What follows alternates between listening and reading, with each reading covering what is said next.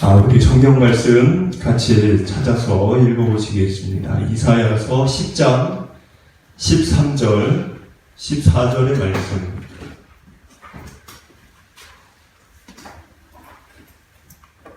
(13절) (14절) 같이 읽어보시겠습니다. 그의 말에 나는 내 손의 힘과 내 지혜로 이 일을 행하였나니 나는 총명한 자라 열국의 경계선을 걷어치웠고 그들의 재물을 약탈하였으며 또 용감한 자처럼 위에 거주한 자를 낮추었으며 내 손으로 열국의 재물을 얻은 것은 새 보금자리를 얻은 같고 온 세계를 얻은 것은 내 버리나를 주움 같았으나 날개를 치거나 입을 벌리거나 지저귀는 것이 하나도 없었다 하는도다. 아멘.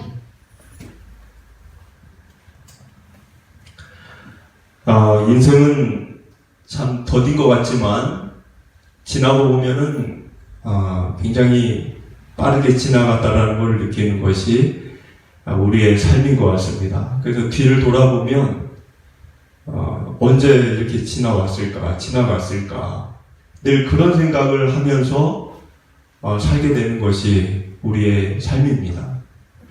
그래서 아마 모세는 시편 90편에서 우리의 연수는 슬픔과 수고뿐이고 인생은 신속히 날아간다. 화살을 쏘면은 날아가죠. 근데 그 화살이 얼마나 빨리 날아갑니까? 마치 그것처럼 우리 인생은 잠깐 지나가는 것처럼 이렇게 빠르게 간다는 것입니다.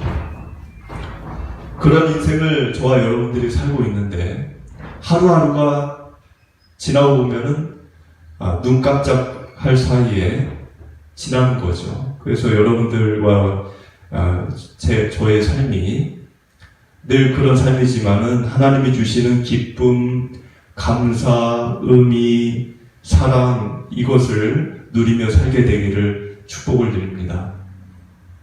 오늘 말씀을 보면은 이제 지난주 이어서 10장 하반부 13절부터의 말씀인데 아까 제가 말씀드렸던 그런 삶을 살지 못한 이 유한한 이 얼마 남지 않은 우리 인생을 어리석게 살았던 그런 경우를 설명하고 있습니다. 13절을 여러분들이 읽으셨지만 13절에 뭐라고 시작이 되고 있냐면 나는 내 손의 힘과 내 지혜로 이 일을 행하였다. 사실 우리 모두는 자기 힘과 자기 지혜로 하루하루를 견디고 또 맞서 싸우며 인생을 살아옵니다. 그런데 신앙인들은 적어도 신앙이 있는 사람들은 그렇게 살면서도 한 가지를 아는 겁니다. 그게 뭐냐면 내 힘과 내 지혜로 인생을 내가 몸부림치며 살아온 것 같지만 그 힘과 지혜를 공급하신 분이 있다는 것을 아는 것입니다. 그리고 믿는 것입니다.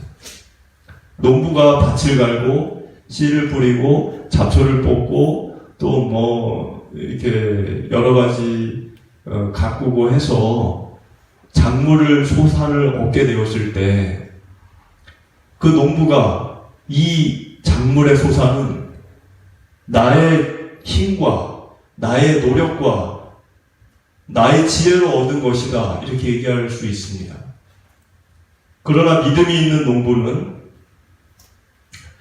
하나님께 먼저는 나에게 일할 수 있는 생명과 건강을 주셨고 또 이 터전 밭이라고 하는 땅을 나에게 허락하셨고 또 작물이 자라도록 비와 해도 적절하게 주셨고 태풍과 또 폭우에서 나를 지켜주셨기 때문에 내가 이것을 얻었다 라고 고백을 한 겁니다. 두 사람은 같은 결과를 얻은 겁니다. 같이 똑같은 고생을 했습니다. 그런데 그것을 받아들이고 고백하는 마음이 다릅니다. 내가 이루었다. 내가 한 거야. 나보다 잘한 사람 있으면 나오라 그래. 나를 인정해. 그게 아니라 내가 이룬 것이 없다. 나는 자랑할 것이 없다. 나는 늘 부족하고 나는 늘 나약할 뿐이다. 이것이 다르다는 겁니다. 아수르는 자신이 얻게 된 것의 원천이 자기 자신에게 있다라고 오늘 13절에서 얘기한 거예요. 내 손의 힘과 내 지혜를 봐라. 너희들은 일게 없지 않냐? 그러면서 13절에 아수르 왕이 뭐라고 얘기합니까? 나는 총명한 자다. 열국의 경계선을 없애버렸다. 그들의 재물을 내가 다 약탈했다. 그리고 위에 있는 이들을 다 직위 해제시켜서 나 죽었다. 이 모든 말들은 아수르 왕의 자화자찬이에요. 하나님의 자리에 자신을 앉혀놓은 것을 지금 이야기하는 겁니다. 그런데 하나님의 자리가 있습니다. 하나님의 자리는 누구도 앉을 수 없어요. 어느 누구도 그 자리를 범할 수 없습니다. 근데 문제는 하나님의 자리를 인정하지 않고 그 자리에 내가 앉으려고 하는 본능이 저와 여러분 안에 있다는 겁니다. 그것을 성경은 원죄다. 이렇게도 얘기하고, 그리고 우리의 본능이다라고도 얘기합니다. 우리의 본능이라는 거는 우리의 이 내면 속에는 하나님처럼 그 자리에 앉아서 내가 사는 거를 즐기려고 하는 습성이 나도 모르게 내 안에서 시도 때도 없이 올라온다는 이야기입니다. 잘못된 신앙인들을 우리가 지적하고 훈계할 때 마태복음 7장 21절 말씀을 많이 이야기합니다. 입으로 주여 주여 하는 자마다 다 천국에 가는 것이 아니다. 그 말이죠. 그 말을 다른 말로 하면 입으로 주여 주여 주님이라고 외쳐도 하나님이 그 사람의 주인이 되지 못하는 경우가 많다는 겁니다. 주인이 누굴까요?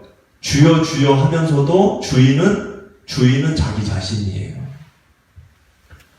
그래서 아수르 왕이 지금 그런 마음을 갖고 있다는 것이고 그게 곧 우리의 마음일 수 있다는 겁니다. 우리 14절을 보시면 아까 읽으셨죠? 14절에 아수르 왕은 열국의 재물을 얻게 된 것을 새 보금자리를 얻은 것으로 설명합니다. 새 보금자리를 강탈한 거예요. 그러면 새 둥지에 뭐가 있을까요? 알이 있죠. 그 알을 자기가 취했다는 거예요.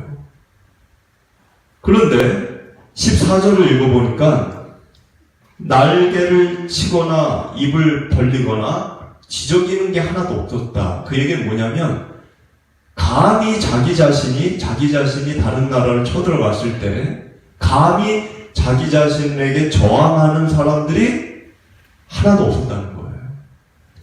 그만큼 사람들은 나를 무서워했고 나의 힘은 그만큼 막강하고 나의 힘은 그만큼 놀랍고 나의 힘은 그만큼 무시무시하다. 자화자찬이에요. 15절을 읽어보겠습니다. 도끼가 어찌 찍는 자에게 스스로 자랑하겠으며 톱이 어찌 켜는 자에게 스스로 큰 체 하겠느냐.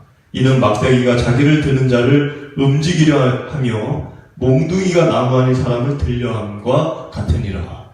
여기 15절을 보면 네 가지의 도구가 나옵니다. 도끼, 톱, 막대기, 몽둥이. 네 가지 도구의 특징이 뭘까요? 이것은 잡아주는 사람이 없으면 움직이지 않아요. 여러분들 도끼나 톱이나 망치가 됐든 막대기가 됐든 뭐가 됐든 사람이 손으로 잡아야지만 그게 사용되는 거지 아무도 그 도구를 잡아주지 않으면 그 도구는 한 구석에 녹이 슬도록 방치되는 것들입니다.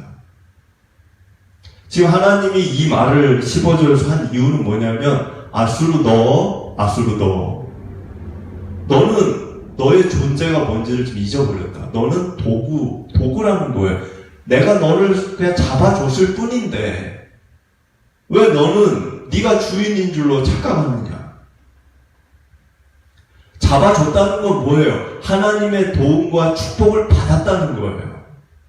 여러분, 아수르가 엄청난 그 악한 나라가 아니에요. 요나서 이야기 해드렸잖아요. 요나가 있을 때 아수르는 아주 선한 나라였어요. 물론 죄를 지었다가 니느웨 가서 요나가 전했을 때 왕이 금식 기도를 하고 온 나라 백성들에게 모든 악행을 떠나라.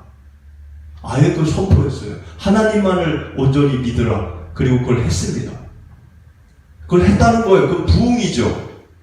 회개죠. 되돌아온 탕자죠. 그랬던 나라예요. 하나님이 축복을 안 할 이유가 없어요. 그런데 축복을 받으니까 어떻게 됐다는 거예요? 내가 도구라는 존재 생각을 잊어버린 거예요. 여러분, 우리가 하나님을 믿고 이렇게 살아가는 과정이 그와 같습니다. 여러분들도 언젠가는 하나님께 돌아올 거죠. 하나님을 믿고. 그러니까 하나님이 나를 도우실 수 있습니다. 나를 사용하실 수 있습니다. 나를 크게 들어 쓸 수 있어요. 근데 문제는 그렇게 되어졌을 때 내가 도구라고 하는 생각을 잊어버려요. 그럼 하나님 어떻게 해요? 손으로 놔버려요. 그거를 던져버려요. 그냥 이제 쓰지 않겠다는 거예요. 시편 23편에 좋은 말이 있죠.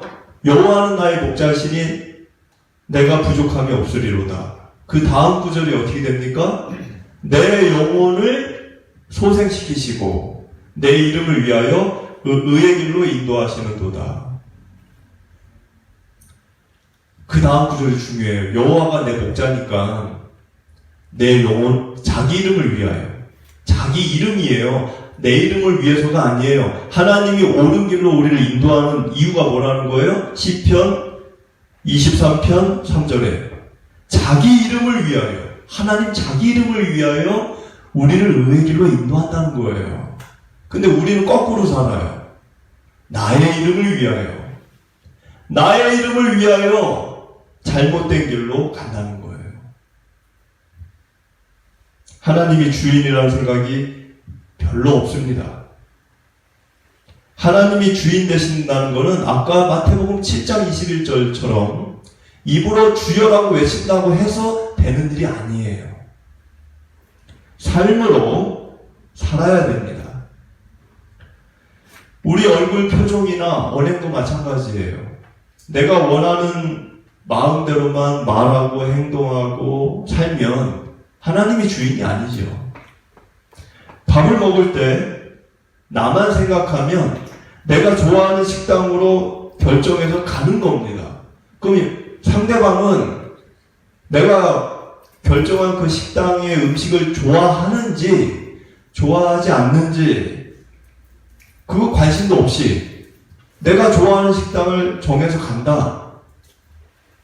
그러면은 나를 위한 식사죠. 나를 위한 식사. 근데 내가 아니라 상대방이 좋아하는 음식, 나는 좋아하지 않지만, 나는 별로 가고 싶지 않지만 상대방이 좋아하는 식당을 내가 가고 대접을 한다. 그러면 그 사람을 위한 식사를 하는 거죠. 여러분들은 하나님을 위한 식사를 하시냐는 거예요. 하나님이 주인이시냐는 겁니다. 우리가 잊지 말아야 될 거는 내가 너무 좋아하는 일, 내가 너무 좋아하는 일이 때로는 하나님이 원하지 않는 일일 경우가 많다는 겁니다.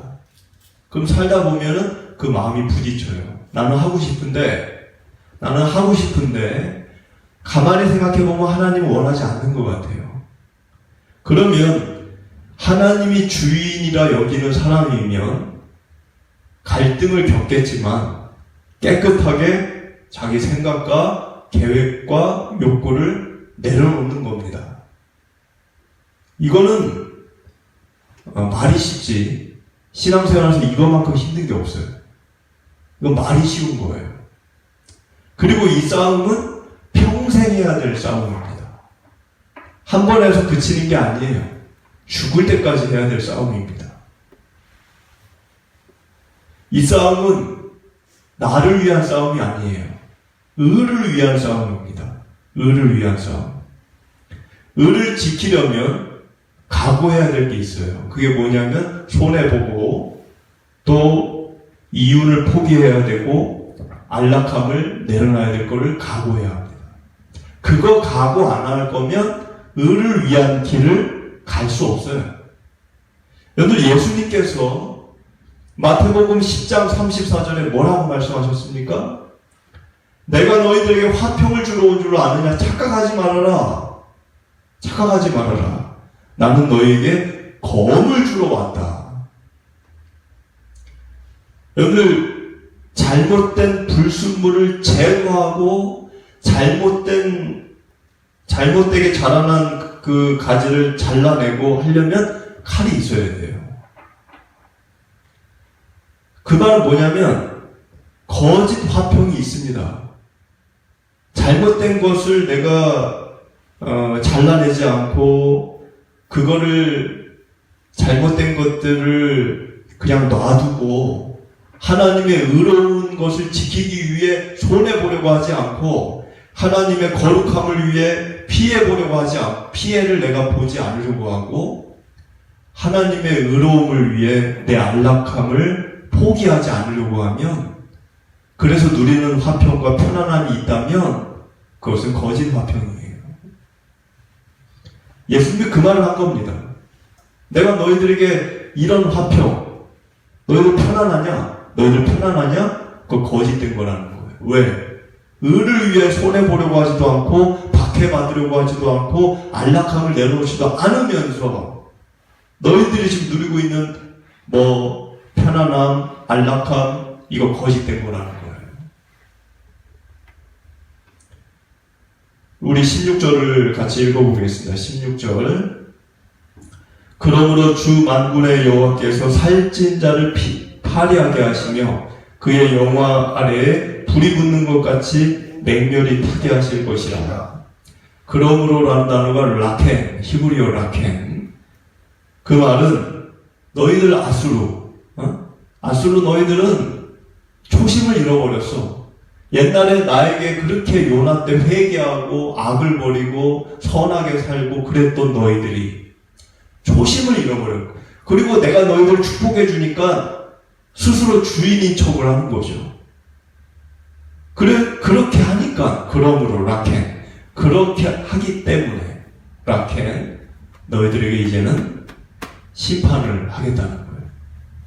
그래서 살찐 자를 파리한다. 국력을 허약하게 만들어서 경제력을 다 파괴시키겠다는 거예요. 이 안에는 국방력, 경제력, 국력이 다 들어가요. 기름진 모든 것, 나라 안에 있는 기름진 것들을 다 제거하겠다는 거예요.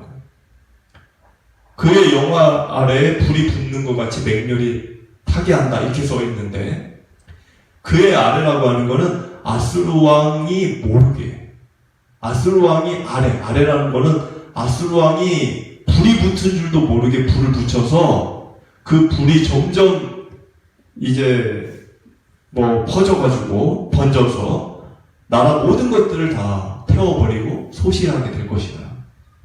그런 의미를 얘기한 겁니다. 우리 17절을 읽어보겠습니다. 이스라엘의 빛은 불이 되고 그의 거룩하신 이는 불꽃이 되실 것이니라. 하루 사이에 그의 가시와 찔레가 소멸되며 여기 보면 17절에 하나님을 불로 묘사했어요. 여기 이스라엘의 빛 하나님을 얘기하는 거예요. 이스라엘 빛이 불이 되고 하나님이 불이 되고 그의 거룩하신 이가 하나님이죠. 그 하나님이 불꽃이 되실 것이라. 하나님을 불과 불꽃으로 얘기하는데 여러분 불이라고 하는 것은 태우는 거죠. 그렇다고 해서 아무거나 막 다 태운다는 게 아니에요. 하나님이 지금 불을 지르겠다는 건데 그렇다고 해서 아무거나 막 태우겠다는 게 아니에요. 여기 보니까 하루 사이라는 이야기는 눈 깜짝할 사이에 모든 걸 망하게 여러분 망한다 할 때 한순간에 망했다 이런 말 하잖아요. 한순간에 망했다. 한순간에 하나님 무너뜨리겠다는 건데 그 태우는 대상이 정해져 있어요. 가시와 찔레예요. 다 아무거나 태운다는 게 아니에요. 가시와 찔레. 근데 가시와 찔레가 뭐죠? 이사야서 5장을 읽은 분들은 알아요. 이사야서 5장에 가시와 찔레가 뭔지 설명되어 있습니다. 그 뭐죠? 그것이 들포도예요. 들포도가 자라나는 곳에 가시와 찔레가 자라난다고 그랬어요. 이사야 5장에. 들포도가 뭡니까? 하나님은 사람들이 극상품의 포도 열매가 되기를 원했어요. 극상품의 포도 열매. 그런데 사람들이 어떻게 됐어요? 죄악으로 인해서 들포도가 되어버렸어요. 들포도는 실물을 보면 작고 단단하고 먹으면 신맛밖에 안 나고 그 속에 독이 들어있습니다. 포도주를 담글 수가 없어요. 그래서 이것은 성경에 뭐라고 되어 있냐면 무가치한 열매, 내버려야 될 열매. 포도가 아니에요. 거기에 가시와 찔레가 난다는 거예요. 하나님이 지금 불을 태우겠다. 근데 어디다가? 가시와 찔레, 들포도, 야생포도, 나쁜 열매. 우리 인생을 살다 보면 기름진 아술과 기름진 생활을 했잖아요. 풍성하고 부여롭고 아주 흥하고 기름지고. 그런데 실상은 나쁜 열매를 맺고 있는 상황이었다는 거죠. 우리 인생에서도 잘못된 삶, 잘못된 모습, 생각, 그런 부분들이 있다고 하면 아무리 우리 인생이 넉넉하고 풍요롭고 좋은 것을 누리고 있다 할지라도 나쁜 열매를 맺고 있는 겁니다. 18절을 읽어보겠습니다. 그의 숲과 기름진 밭의 영광이 전부 소멸되리니 병자가 점점 쇠약하여 감가될 것이라. 여기 병자가 쇠약해져 간다라는 히브리어 단어가 무소스라고 하는 단어인데, 이 단어는 뜻은 뜨거운 열기 옆에 있는 물체가 녹는 것을 얘기하는 거예요. 뜨거운 열기 있는 곳에다가 얼음을 갖다 놓으면 다 녹아버리죠. 그것처럼 너희들이 그렇게 될 거라는 걸 지금 얘기한 거예요. 아수르의 기름진 모든 것들 다 사라지겠다는 거예요. 실제로 이 일은 이루어졌죠. 기원전 605년에 바벨로니아에 의해서 아수르는 지구상에서 아예 없어졌습니다. 19절을 읽어보겠습니다. 그의 숲에 남은 나무의 수가 희소하여 아이라도 능히 계수할 수 있으리라. 한때는 아수르라는 나라가 한때는 숲에 나무가 빽빽해서 그 나무를 셀 수 없었다는 거예요. 여러분들 치악산에 있는 나무가 몇 그루인지 셀 수 있습니까?